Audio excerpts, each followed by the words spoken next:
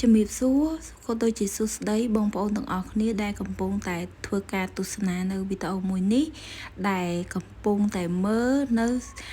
សកម្មភាពដែលនាងខ្ញុំបានធ្វើការតរួមភ្នែកជូនភ្ញៀវចឹងណាជាទូទៅមុននឹងធ្វើការតរួមភ្នែកគឺយើងតែងតែទី1គឺយើងត្រូវមើលភាសាប្រឹក្សាយោបល់ជាមួយនឹងភ្ញៀវតើភ្ញៀវរបស់យើងគាត់គោលបំណងគាត់ចង់បានបែបណាសម្រាប់ភ្ញៀវរបស់ខ្ញុំគឺគាត់ចង់បានបែបធម្មជាតិប៉ុន្តែគាត់សុំបែបចន្លោះវែងមួយចឹងណាហើយក៏គាត់អត់ចង់ឲ្យសរសៃដែលវែងហ្នឹងធំពេកដែរចឹងគឺយើងធ្វើតម្រូវតាមចិត្តភ្ញៀវចឹងណាហើយការតរោមភ្នែកក៏យើងអត់តវែងឲ្យគាត់ដែរដោយសារតែភ្ញៀវយើងគឺគាត់ឆ្លាញ់បែបធម្មជាតិចឹងគាត់សុំបែបខ្លីហើយហូមភ្នែករបស់គាត់បើតាមជាក់ស្ដែងយើងមើលទៅគឺរោមភ្នែករបស់គាត់គឺតិចមែនតែនអញ្ចឹងយើងព្យាយាមតើយើងគួរតែជ្រើសរើសរោមភ្នែកបែបណាដើម្បីដាក់ទៅឲ្យបានឃើញរោមភ្នែកគាត់រៀងច្រើនជាងមុនអញ្ចឹងណាចាចឹងក៏ខ្ញុំជ្រើសរើសយក 5D ដើម្បីធ្វើការតជូនគាត់ហើយយើងបន្ថែមជាមួយនឹងមួយចន្លោះមួយសរសៃដែលយើងជ្រើសរើសយក 5D គឺលេខ9ហើយលេខមួយសរសៃគឺខ្ញុំជ្រើសរើសលេខ11ដើម្បីឲ្យមើលទៅឃើញលោតមួយសរសៃឃើញចេញព្រួយតិចមកគឺឃើញស្អាតបែបធម្មជាតិហើយការតហូមភ្នែកមុននឹងចាប់ផ្ដើមតគឺខ្ញុំតែងតែធ្វើការសម្អាតភ្នែកភ្ញៀវជាមុនសិនយើងធ្វើការលាងជាមួយនឹងពពុះរីមូតគ្រឿងសម្អាងនៅលើភ្នែកភ្ញៀវដូចជាកតិចធូលីដីបាក់តេរីនៅលើព្រមភ្នែកភ្ញៀវឲ្យស្អាតហើយយើងសម្អាតជាមួយនឹងទឹកហើយយើងធ្វើការជូតសម្អាតនឹងសម្លៃឬក៏កសែងសាមដែលអ្នកទាំងអស់គ្នាកំពុងតែប្រើប្រាស់ណាហើយយើងធ្វើការផ្លុំឲ្យស្ងួតបន្ទាប់ពីផ្លុំឲ្យស្ងួតហើយយើងចាប់ផ្ដើមធ្វើការ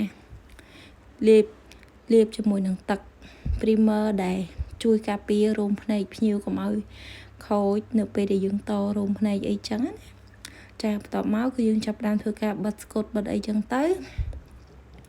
ចាប់ផ្ដើមតជ័យរួមទៅគឺខ្ញុំមើលតាមជាក់ស្ដែងពីភ្នែកភ្ញៀវខ្លីហើយសាច់ភ្នែកគាត់ច្រើនពេលដែលយើងបិទស្កុតគឺវាអត់ហើបមកអស់ហេចឹងពេលខ្លះទៅគឺឃើញសកម្មភាពខ្ញុំចាប់ទាញភ្នែកភ្ញៀវចាប់ទាញលើកសាច់លើកអីដើម្បីត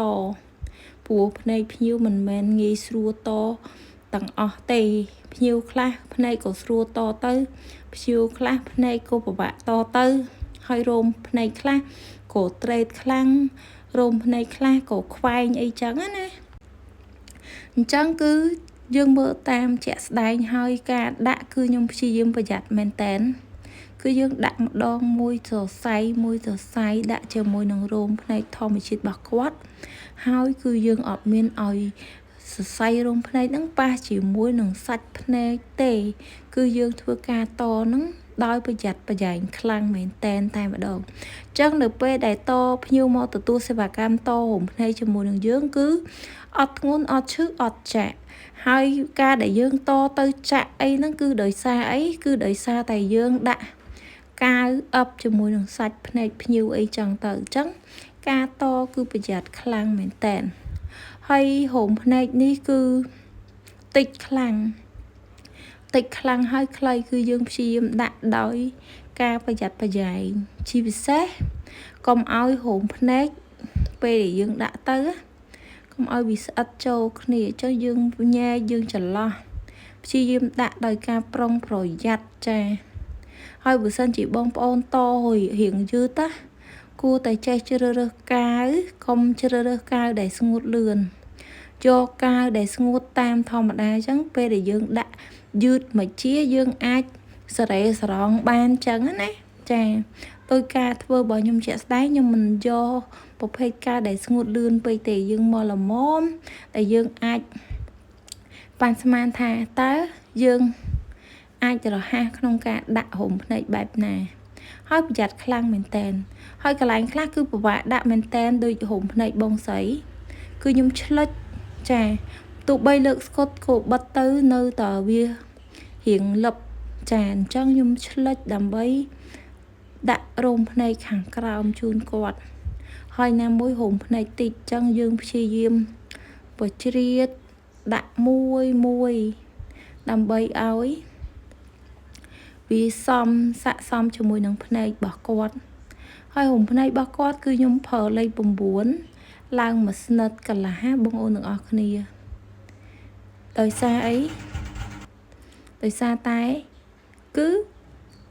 រំភ្នែកគាត់តិចពេកអញ្ចឹងគាត់ចង់បានឲ្យយើងច្រើនជាងមុនគាត់ថាសុំតពីឥឡូវហ្នឹងឲ្យបានដល់ចូលឆ្នាំអញ្ចឹងណាតែបើគាត់ថែបានយូរបងប្អូនទាំងអស់គ្នាអាចបាន30ទៅ40ថ្ងៃយោចាអរគុណសម្រាប់ការទស្សនាវីដេអូមួយនេះតាំងពីដើមរហូតដល់ចប់សង្ឃឹមថាបងប្អូននៅពេលដែលតាមដានទស្សនាហើយធ្វើការ Subscribe ម្នាក់មួយផងអរគុណច្រើនខ្ញុំនឹងមានវីដេអូថ្មីបន្ថែម